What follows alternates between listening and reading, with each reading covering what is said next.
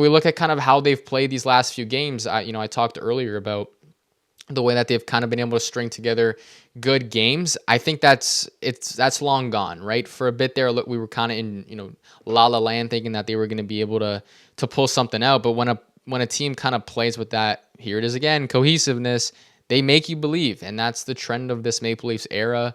Is that they kind of pull you in at certain times. But this team should absolutely be selling, and I think that's where we're going to move on to now in terms of where this team should be going.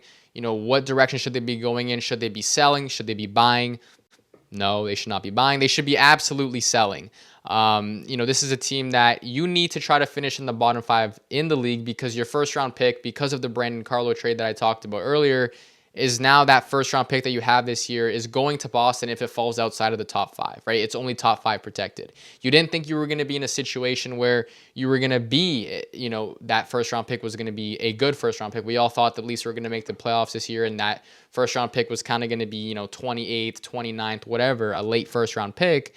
But now that they're not doing well, that first round pick looks like it's going to be a legit pick. So if it falls out of the top 5, you have to hand it over to Boston. If it's the 6th overall pick, it goes to Boston. If it's the 5th overall pick or below, you keep it. So the Leafs 100% need to tank at this point. I think, Oliver Ekman-Larsson, Bobby McMann, Matthias Michelli, Nicholas Wall, these guys should be looked at, in terms of moving at the trade deadline. I look at Oliver Ekman-Larsson. This is a guy who could potentially fetch a first-round pick. If you want to move on from Brandon Carlo, you're going to get a first-round pick for him, although that's probably a guy you kind of want to keep right now, because you would lose the value in terms of you paid a first and a Minton. So you would basically be cutting ties and saying, just give us the first, and then, you kind of swallow your pride that was the wrong decision on the Carlo trade. I don't think they're going to trade Carlo. I think Oliver Ekman-Larsson could go for a first-round pick. Bobby McMann is a very interesting one. He's being compared to Kiefer Sherwood. Could he get 2 second-round picks?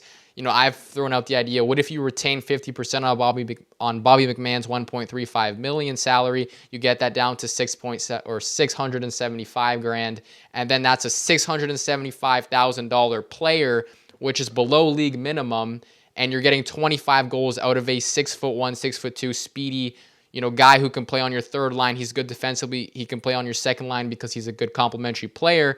Can that be a guy who gets a first-round pick, right? So the Leafs are going to have assets where they're going to be a team, if they're willing to sell, that is going to get a lot of attention, and they should 100% be selling, in my opinion. And those are guys, Ekman-Larsson, McMann. Waugh could get a second-round pick. He's a third-line center that's going to be sought after if they make him available. Matthias Michelli could easily get a second-round pick. Brandon Tanev went for a second-round pick last year. The Leafs have so many pieces that they could kind of tinker and dangle in front of teams, and we'll see if teams will end up biting. But Oliver Ekman-Larsson and Bobby McMann are 2 guys that I think, could a team bite on first-round picks for those guys? I'd be dangling them and seeing if you can get a first-round pick at the trade deadline, and very interesting there. I look at Oliver Ekman-Larsson. This is a guy who's going to be 35 next season, right?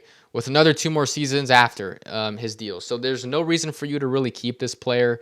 I know Leaf fans, Ekman-Larsson has probably been one of the only bright spots aside from maybe Scott Laughton guys. Really, it's tough, right? You don't want to really move on from Oliver Ekman-Larsson as a player, but at 35 years old, what more are you hoping for? You think he's going to bring this same game back?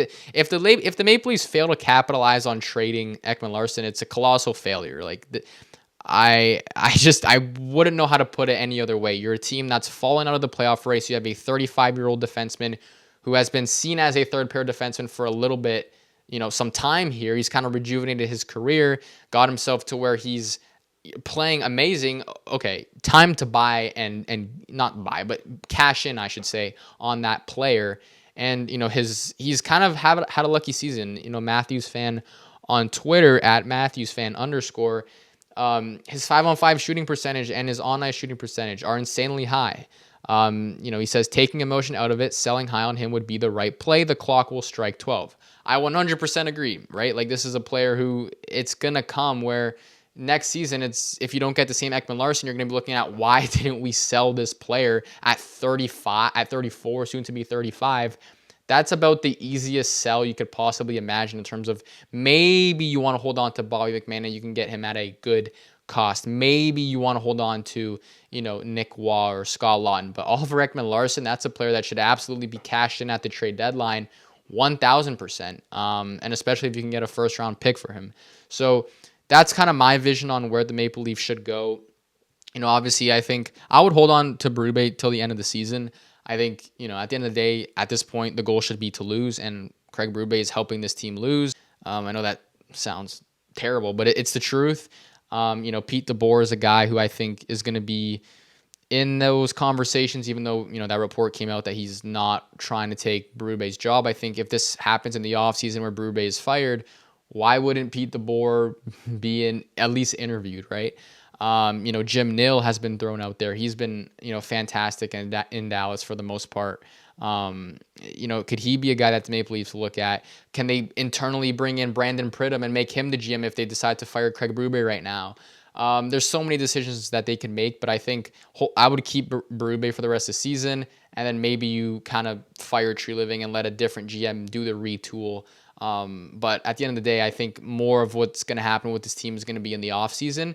That's where both Tree Living and Berube are probably no longer going to be part of the organization. But as of right now, do you want Tree Living making the decisions at the trade deadline if you know he's not going to be part of the organization in the summer? At least if that's, if you make the right decision. Obviously, if he is a part of the organization in the summer, that's, kind of not what fans would want, wouldn't be the right decision.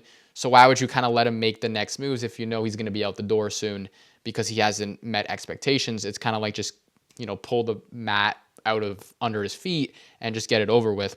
And then you can internally bring in Brandon Pridham, right, who I believe is like the highest paid assistant GM or whatever it is. He's been with the Leafs organization. He's their capologist, a very smart hockey mind. Just internally bring him in and let him do the retool right now at the trade deadline and then see where things go from there. That could be an idea that they go with.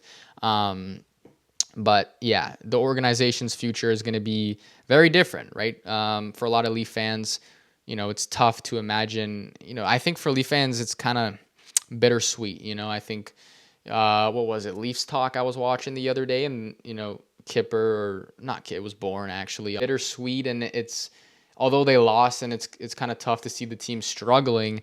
It's for the good. It's for the better, right? This team needs a retool. And if you look at the holes that they're missing in terms of whether it's a first-round pick, second-round pick, third-round pick, whatever, they could absolutely bring in, pieces and picks and regroup. A cool idea on Twitter right now, or it wasn't even on Twitter, it was Elliot Friedman who threw it out, was the Robert Thomas idea. Very, very far-fetched. But, let's say, hypothetically here, so don't get too caught up in this, but if the Leafs were to, let's say they get a first-round pick for, Ekman Larson, and then they package Waugh and McMahon and retain on McMahon. Could they get a first or move Carlo and get a first? Now you've acquired 2 first-round picks. If you did 2 first-round picks, Easton Cowan and Joseph Waugh, let's say, could you then bring in Robert Thomas, right? I think, most people agree that St. Louis would be asking for Matthew Knies in a deal for Robert Thomas. But if you were to bring in picks at the deadline because you sold your guys, then you flip those picks in a trade for Robert Thomas, that would be one heck of a little retool that you would do, right? And you could bring in, imagine down the middle, Matthews, Thomas, Tavares, and Lawton or Waugh, whatever, whoever as your fourth line center.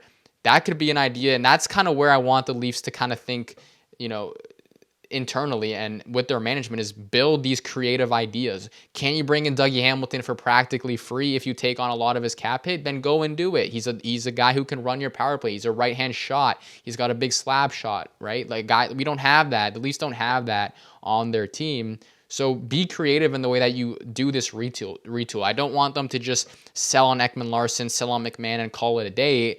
Find ways to bring in other players, bring in younger guys. Shane Wright has been thrown out. I don't think that's going to happen. But, bringing in younger guys, taking risks on younger players and trying to build a different element of. For so long, we've seen the Leafs just go all in at the deadline. All the picks are getting thrown at O'Reilly. All the picks are getting thrown at Nick Foligno and Scott Laughton and Brandon Carlo. And they haven't really ever just taken a different route and made a hockey trade, made a 1-for-1 trade, try to bring in a younger player. It's always been the last piece because you're trying to win a Stanley Cup. And then now you have nothing left in the cupboards, right?